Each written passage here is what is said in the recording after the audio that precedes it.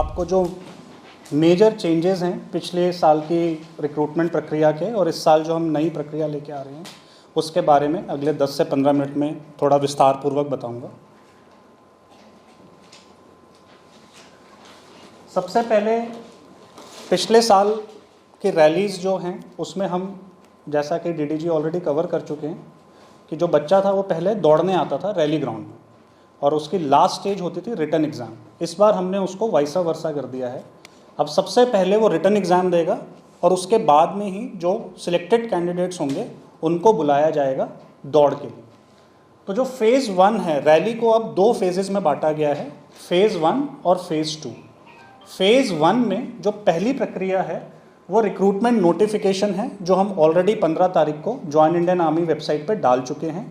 Repeat करने वाली चीज़ है ये, मैं रिपीट कर रहा हूँ कि इस साल जो भी रैलीज़ होंगी उसमें वही बच्चा पार्टिसिपेट कर पाएगा जिसने इस 1 महीने में अपने आप को उस वेबसाइट पे रजिस्टर किया है। अगर उसने रजिस्टर नहीं किया है किसी भी कारणवश तो वो इस साल की रैली में हिस्सा नहीं ले पाएगा। तो सबसे पहले रिक्रूटमेंट नोटिफिकेशन जो ऑलरेडी ऑन है इस साल के लिए, ऑनलाइन रजिस्ट्रेशन ये ऑलरेडी ऑन है इस साल के लिए, इश्यू ऑफ एडमिट कार्ड ये जब ये रजिस्ट्रेशन प्रक्रिया ख़त्म हो जाएगी उसके 10 दिन से 15 दिन के अंदर ऑटोमेटिकली वो जॉइन इंडियन आर्मी वेबसाइट से डाउनलोड कर सकता है। कंडक्ट ऑफ ऑनलाइन सी, जैसा कि बताया राजस्थान में 9 centre as of now already selected हैं, जिसमें से हम उससे 5 सेंटर्स का उसकी चॉइस पूछेंगे बच्चे से और फर्स्ट सेकंड थर्ड सेंटर ये ऑटोमेटेड प्रोसेस है, इसमें आर्टिफिशियल इंटेलिजेंस और एल्गोरिथम बेस्ड सिस्टम है। उसको फर्स्ट सेकंड थर्ड सेंटर देने की ज़्यादा से ज़्यादा कोशिश की जाएगी। किसी कारणवश अगर किसी सेंटर में भीड़ ज़्यादा होती है तो उसको 4th या 5th सेंटर भी मिल सकता है, बट सफाइस टू से कि उसको इन 5 सेंटर्स में से ही एक सेंटर मिलेगा।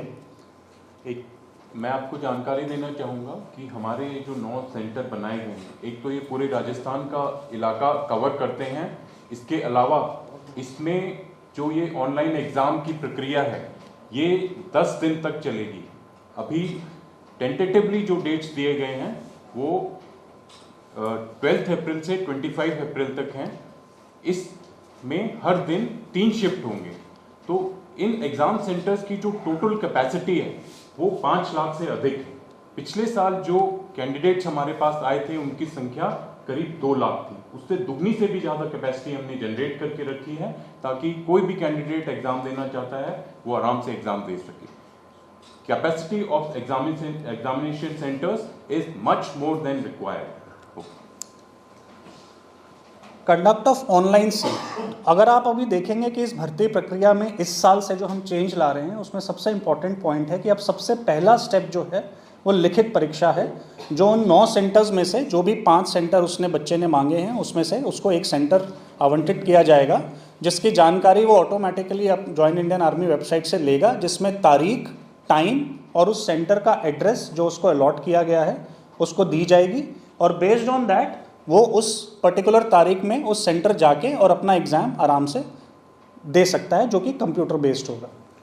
उसके बाद में क्योंकि ये ऑनलाइन एग्ज़ाम है, इसका रिजल्ट जो है it's devoid of any human interaction, इसमें कोई ह्यूमन इंटरेक्शन नहीं है, ये कंप्यूटर बेस्ड एग्ज़ाम है और उसका जो रिज़ल्ट है वो रिज़ल्ट के बेसिस पे हम एक मेरिट ड्रॉ करेंगे और उस मेरिट के हिसाब से फेज़ 2 के लिए जो कि रैली में दौड़ने वाली प्रक्रिया है उसके लिए हम बच्चों को इन्फॉर्म करेंगे, जो कि जॉइन इंडियन आर्मी वेबसाइट पे हम पब्लिश करेंगे कॉलअप कि आपको सिलेक्ट किया जाता है फेज़ 2 में आने के लिए।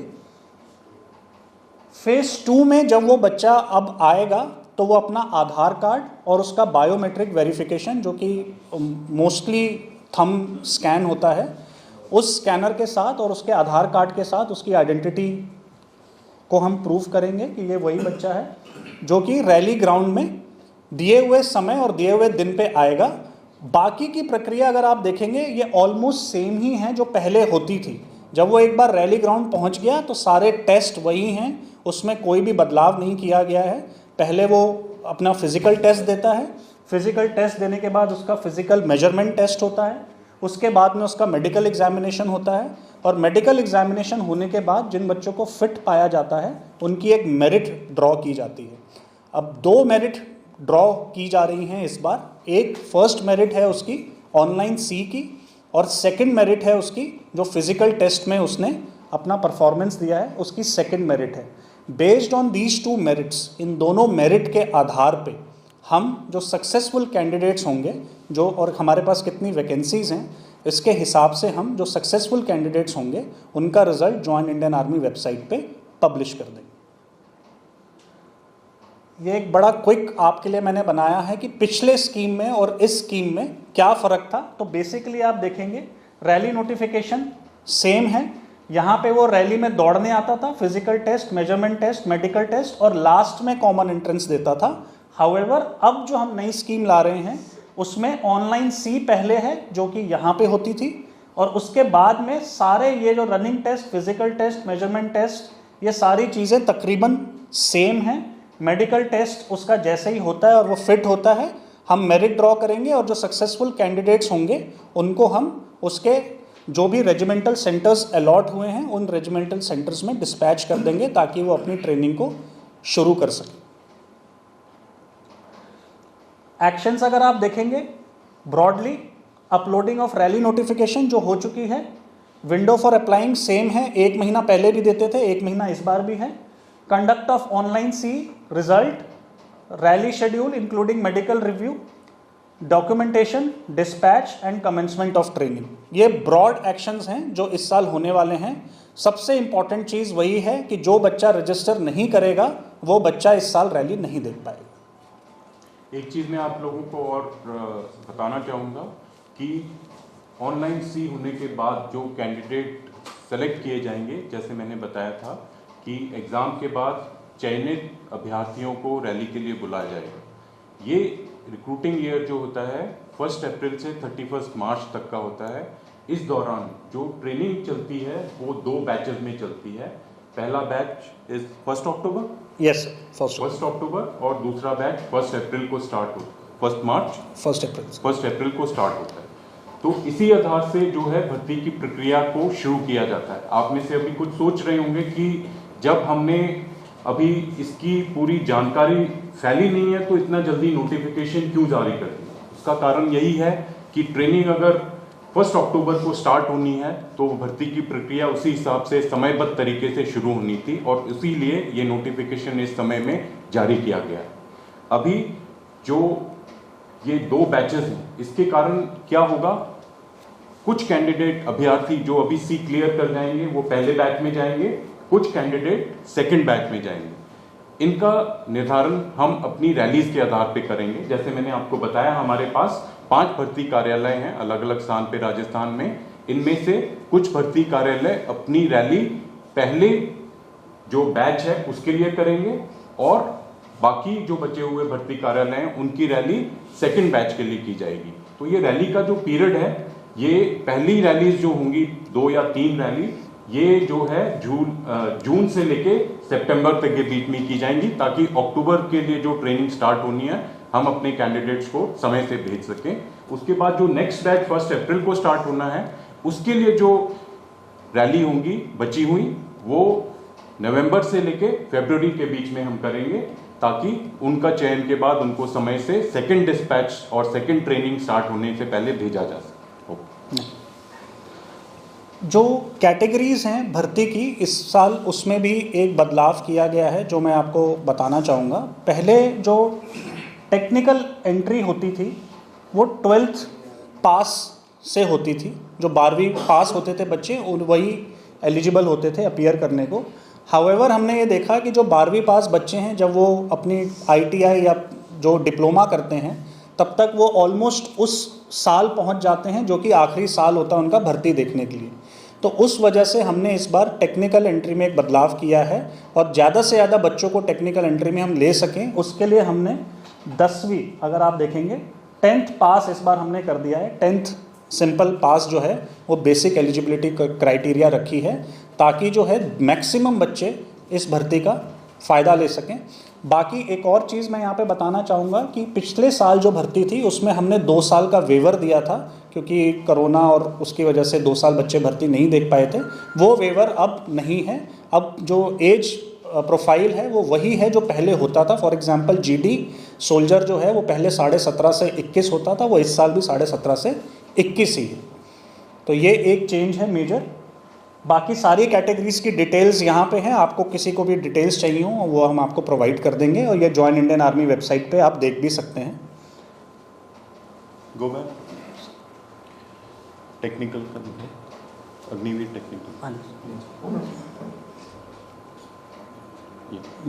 ये जैसे कर्नल कैलाश ने हमें बताया, हमारी अग्निवीर प्रक्रिया का एक महत्वपूर्ण जो अंग था, जो इसका एक इम्पॉर्टेंट फोकस था, वो था हमारी इंडियन आर्मी की टेक्निकल थ्रेशोल्ड को बढ़ाना, ताकि हम अपने जो नए अग्निवीर आएंगे उनमें टेक्निकल कैपेबिलिटी काफ़ी हो। इसी के तहत जैसे मैंने आपको बताया पहले कि इंटेलेक्ट कंटेंट और फिजिकल कंटेंट दोनों में एक बैलेंस लाने के लिए ये प्रक्रिया को चेंज किया गया है। इसके अलावा टेक्निकल कैपेबिलिटी बढ़ाने के लिए आपके सामने जो टेक्निकल एंट्रेंस है, टेक्निकल ट्रेड्स हैं, उनके लिए जो QR है वो इस तरह से निर्धारित की गई है ताकि हमारे पास जो टेक्निकली ट्रेन पर्सनल हैं, जो कैंडिडेट हैं, वो आ सकें।